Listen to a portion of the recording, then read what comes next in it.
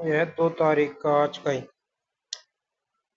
जिला परियोजना समन्वयक, जिला समस्त मध्य प्रदेश। विषय सत्र 23-24 में FLN कक्षा 1 व 2 के बच्चों की कक्षोन्नति पोर्टल पर दर्ज करने के संबंध में दिशा निर्देश।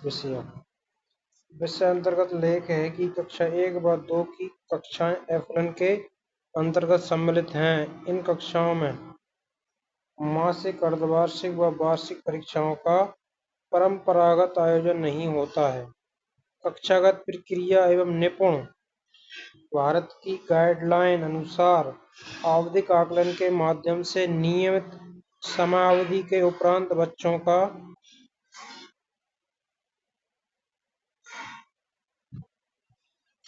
मूल्यांकन कार्य किया जाता है। सत्र में कुल 3 आवधिक आकलन होते हैं, जिसे साला अभिलेख के रूप में राज्य द्वारा तैयार किए गए ट्रैकर पर बच्चों की अकादमिक उपलब्धि को संधारित करते हुए बच्चे को कक्षा उन्नति प्रदान की जाती है।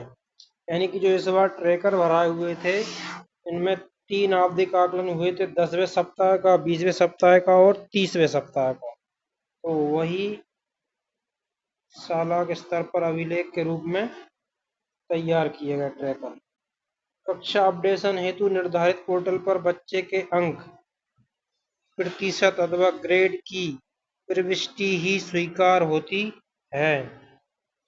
कक्षा 1 व 2 की पोर्टल एंट्री हेतु संपूर्ण राज्य में एकरूपता की दृष्टि से प्रत्येक विषय के 30वें सप्ताह के ट्रैकर पर की गई एंट्री को विषयवार उल्लिखित प्रक्रिया का पालन करते हुए बच्चे की ग्रेड चिन्हांकित कर पोर्टल अपडेशन की कार्रवाई निम्नानुसार की जाए। हिंदी विषय हेतु कक्षा 1 व 2 के 30वें सप्ताह के ट्रैकर के अंतिम कॉलम चित्र देखकर 2 वाक्य लिखना जो कक्षा के अनुरूप उच्चतम दक्षता है के आधार पर पोर्टल में एंट्री हेतु उपयोग किया जाएगा। हिंदी के ट्रैकर में उपयुक्त कॉलम में कुल 3 उप कॉलम हैं। इसके आधार पर प्रतिशत या ग्रेड प्रदान किए जाने हेतु निम्नांकित प्रक्रिया अपनाई जाएगी। अगला बिंदु है, यदि कुछ नहीं लिखा पर सही का चिन्ह अंकित है तो 33% अंक प्रदान करते हुए सी ग्रेड भरा जाए। यदि कोशिश किया पर सही का चिन्ह अंकित है तो 76% अंक प्रदान करते हुए बी ग्रेड भरा जाए। यदि पूरे वाक्य के रूप में सही लिखा पर सही का चिन्ह है अंकित तो 100% अंक प्रदान करते हुए ए ग्रेड भरा जाएगा। ऐसे ही अंग्रेजी विषय हेतु देखना। अंग्रेजी विषय में कक्षा 1 व 2 के 30वें सप्ताह के ट्रैकर का उपयोग करते हुए संपूर्ण ट्रैकर की समस्त दक्षताओं को प्रतिशत या ग्रेड में बदलने हेतु उपयोग किया जाएगा। 30वें सप्ताह में कक्षा 1 में कुल 18 कॉलम तथा कक्षा 2 में कुल 15 कॉलम हैं। इन कॉलम में निर्देश अनुसार शिक्षक द्वारा सही या गलत का चिन्ह अंकित किया गया होगा। प्रतिशत या ग्रेड निकालने के लिए बच्चे के समक्ष कुल अंकित किए गए सही के चिन्ह को गिनना है।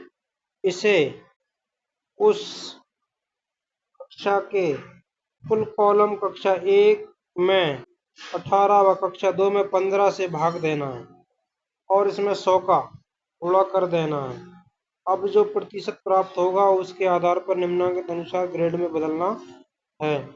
33% सी ग्रेड, 33 से 74 तक बी ग्रेड, 75 से 100 तक ए ग्रेड। उदाहरण देखते हैं।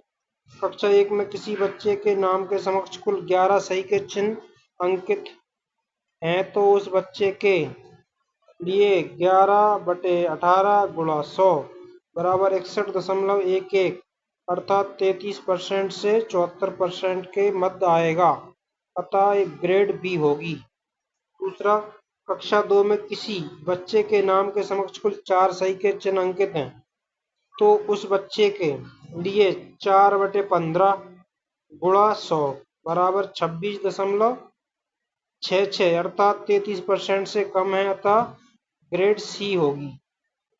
गणित विषय का देखते हैं इसी प्रकार। गणित विषय हेतु गणित विषय में कक्षा 1 व 2 के 30वें सप्ताह के ट्रैकर का उपयोग करते हुए संपूर्ण ट्रैकर की समस्त दक्षताओं को प्रतिशत या ग्रेड में बदलने हेतु उपयोग किया जाएगा। 30वें सप्ताह में कक्षा 1 में कुल 23 कॉलम तथा 2 में कुल 22 कॉलम है। इन कॉलम में निर्देश अनुसार शिक्षक द्वारा सही या गलत का चिन्ह अंकित किया गया होगा। प्रतिशत या ग्रेड निकालने के लिए बच्चे के समक्ष कुल अंकित किए गए सही को गिनना है। इसे उस कक्षा के कुल कॉलम 1 से 23 में कक्षा 2 में 22 से भाग देना है और इसमें 100 का गुणा कर देना है। अब जो प्रतिशत प्राप्त होगा उसके आधार पर निम्नांकित अनुसार ग्रेड बदलना है। 33C, 33 से 74B और 75 से 100A। उदाहरण के माध्यम से समझते हैं। इसमें भी कक्षा 1 में किसी बच्चे के नाम के समक्ष कुल 17 सही के चिन्ह अंकित हैं तो उस बच्चे के लिए 17/23 गुणा 100 बराबर 73.91 अर्थात 33 से 74 के मध्य आएगा अतः ग्रेड भी होगी। दूसरा, कक्षा 2 में किसी बच्चे के नाम के समक्ष कुल 19 सही के चिन्ह अंकित हैं तो उस बच्चे के लिए 19/22 गुणा 100 86.36 अर्थात 75% से अधिक है अतः ग्रेड ए होगी। समस्त विषयों के प्रतिशत के आधार पर कुल प्रतिशत भी निकाला जा सकता है। उक्त निर्देश शालाओं तक भिजवाकर पोर्टल पर उक्त प्रक्रिया अनुसार बच्चे का ग्रेड अंकित कराना सुनिश्चित करें जिससे बच्चों की कक्षा अपडेशन का कार्य समय सीमा में पूर्ण किया जा सके। कक्षाएं पुनः प्रारंभ होने पर यह भी सुनिश्चित किया जाए कि सी ग्रेड में आने वाले बच्चों एवं बी ग्रेड पाने वाले बच्चों की भी छूटी हुई दक्षताओं पर कार्य किया जाए। ऐसे बच्चों की दक्षताएं पूर्ण कराने हेतु निरंतर प्रयास किए जाने की आवश्यकता है।